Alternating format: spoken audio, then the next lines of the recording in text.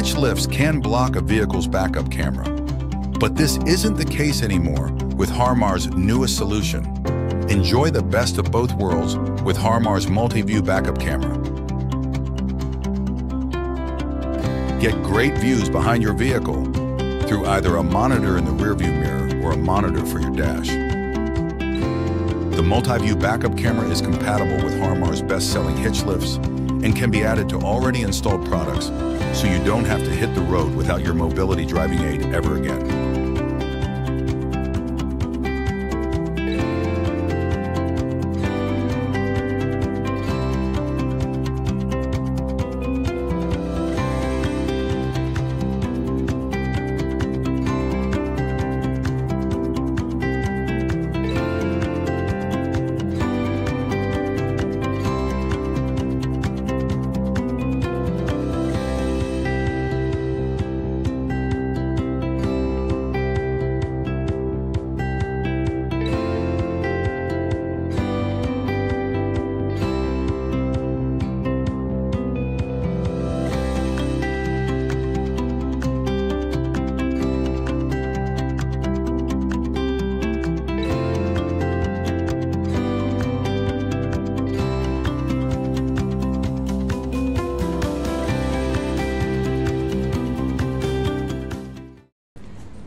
First, you'll take the actual end that's going to run into the vehicle, right?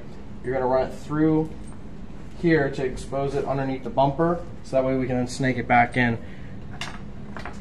You have to go right down, just like such. So go right through like that, and then what we'll do is we'll feed it through.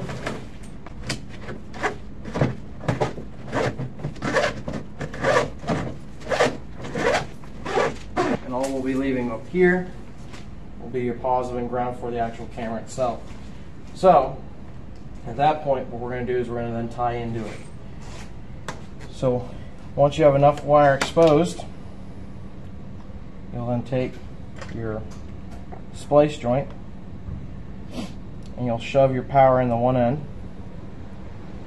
You'll then put it on the splice joint itself.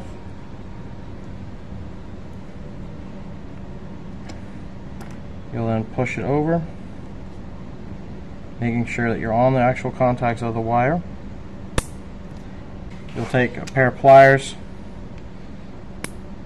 to squeeze it the rest of the way to hold it in place like that. Alright, and at that point give it a little tug. We're then solid, we're secured in. And then follow the same steps for the ground on the other side.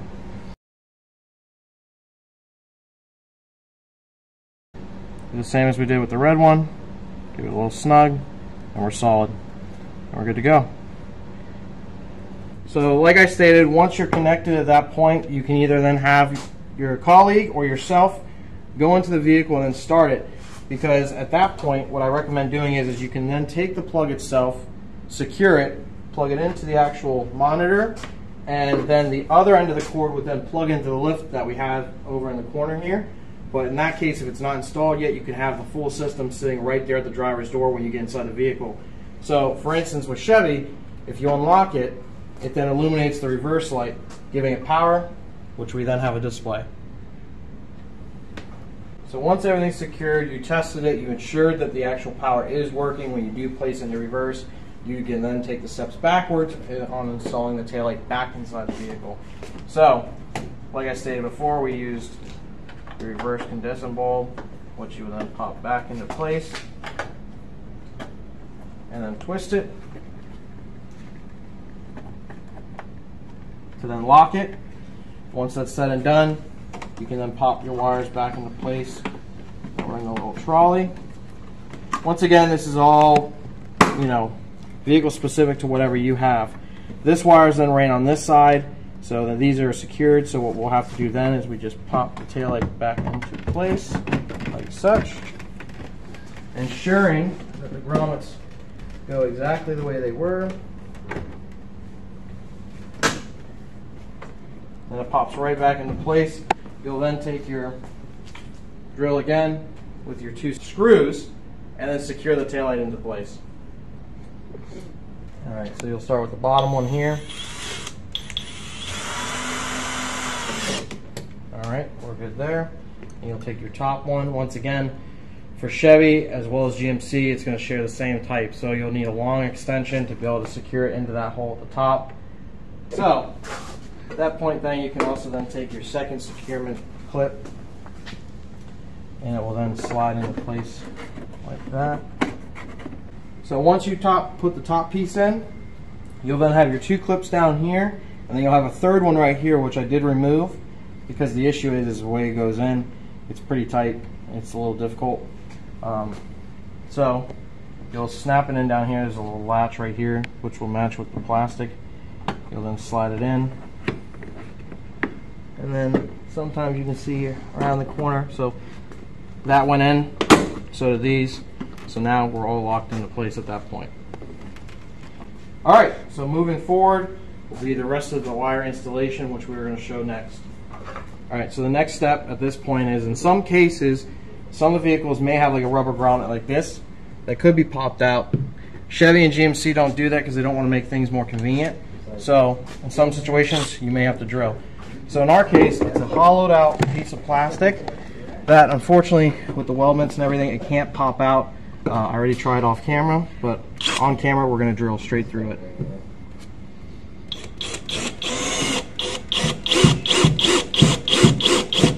And you just need enough to where the plug can actually come through. So in some cases, if your hole's not big enough, you may have to make it a little bit bigger to accommodate that cord, which I think we might need a little bit more. Alright, so that'll be plenty big enough. So then at this point, what we'll do is we'll reach underneath. So like you see here, we'll then have our hole, and we'll then fish the wire through. And once you see enough up there, you're going to come back to the top and pull the wire the rest of the way through. What we'll end up doing is we'll need most of the wire up here anyways.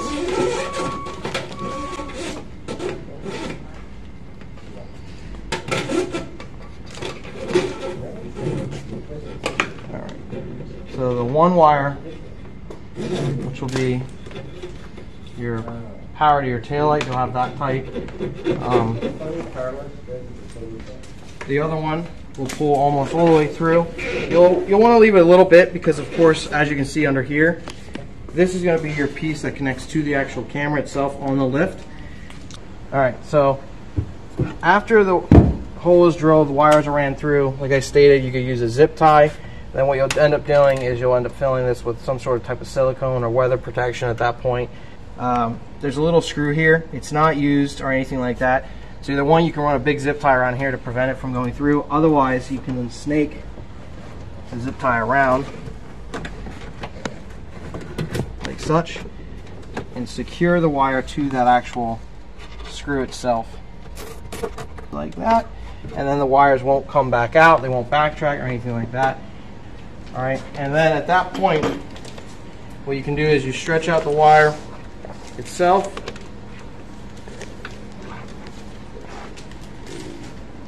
And in some cases, it's convenient to have another person help you with it, but you'll end up running the wire through the vehicle itself forward, accessing underneath the seats, and then running towards the side, which I will show you eventually, and going underneath the cover plates, the carpet, and then working your way up that A-pillar.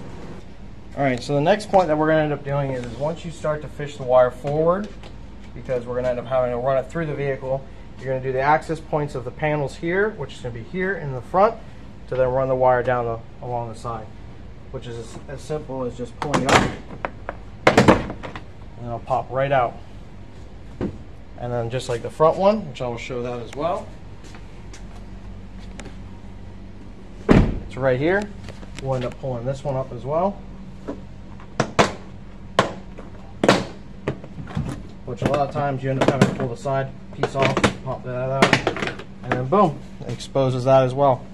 Alright, so we already have the wire ran through that channel, popped back into place. Now this channel's out still, so we can show that the wires ran through here, under here, and then what we'll end up doing is we'll end up popping this piece off here.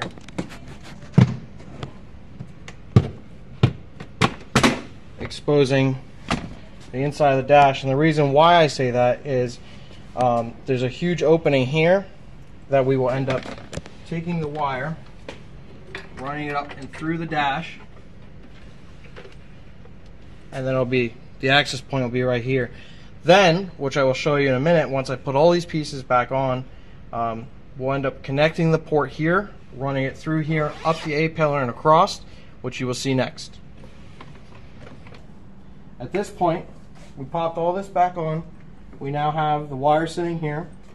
What we'll end up doing next is connecting the two joiners, the two connection points, that is.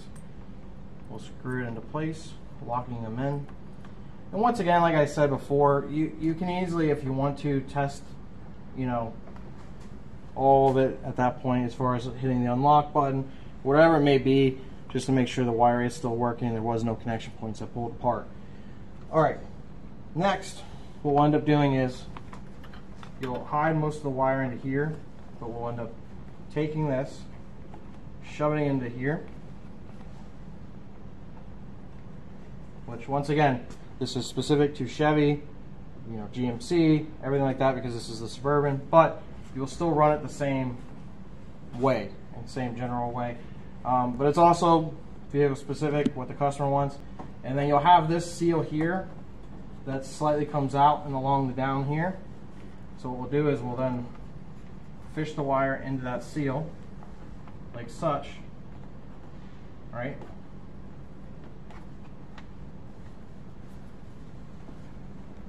Alright, once you run the wire along this seam here, you'll get to the A pillar. You can then pop it out just enough to then snake the wire through the A pillar,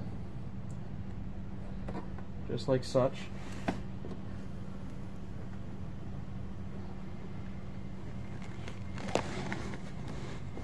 Right? And then right at the front, you gotta pop it right back into place. And at that point, what we'll end up doing is we'll run it through the headliner itself, drop it down right there. So your next point is once you run around the A pillar, you'll get to the headliner. Sorry. And as you can see, I've already slightly started. Using the plastic pry tool is going to be extremely ideal here because one, you're working with glass, two, the headliner.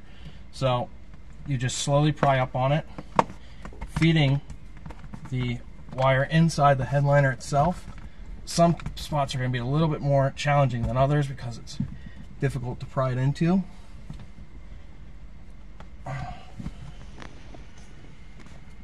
But once we get to that point, we'll then pop this plastic down. And then what we'll do is we'll end up running it through here along this plastic and pop the camera right there. And in just one moment, we'll have that completed. Now, once the wire is snaked through here, you can pop this off like I stated, run the wire along there, and then at that point you can ask your customer. It's a big thing to ask your customer where they want the camera placed as well, because if they want it here, for instance, you don't need that extra like 6 foot of wire. If they want it mounted down on the dash, that's a whole different form of wiring as well. Honestly, the way that we wired it is probably going to be your most difficult compared to your universal just on the dash or something like that. You then have to wire the wiring accordingly. Otherwise, this is how we would recommend doing it. It's the cleanest and most aesthetically pleasing in that sense, to where you just don't see anything. But that being said, this portion is completed. Now all you have to do now is install the lift on the hitch, plug it all in, and you're done. So now, once you have the lift mounted to the actual vehicle itself, and you have the necessary steps as far as running the actual camera harness from the lift, you follow all those other steps at this point in the instruction manual, you'll then be left with what we already did, which was we ran the harness X amount of length, and you'll then connect it to the point of contact for the connection here. So what normally we recommend would be is snaking it through probably one of the eyelet holes for the actual trailer hookup, and then run it accordingly as far as how much feet you really need. Connect it to the port itself, which would be like that, and then secure it accordingly. Once that's done, you can then run the right amount of zip ties secure it properly. Like such. So there's your one. You want just enough slack as well. You don't want anything crazy, but just enough to where if you need to move it or adjust it, you have enough that's there. So here's another one.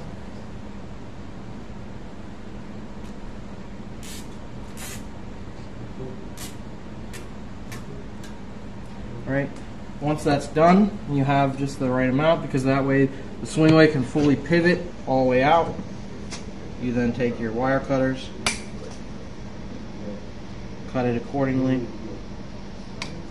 Right, make sure that it's not in a pinch point, so you may have to push the zip tie over, because of course with the swingway, once it swings, you don't want it to have a pinch point to where it'll snap the zip tie. But at that point, once that's done, depending on how much wire you have left, if it's not already secured in the trunk, you can then push it further up into the trunk and secure it accordingly, or you can actually zip tie it to the hitch as well, depending on how much is left. So with that being said, you can then close your swingway, take a good look at it, start the vehicle, or even click the unlock button, and you then successfully installed the backup camera.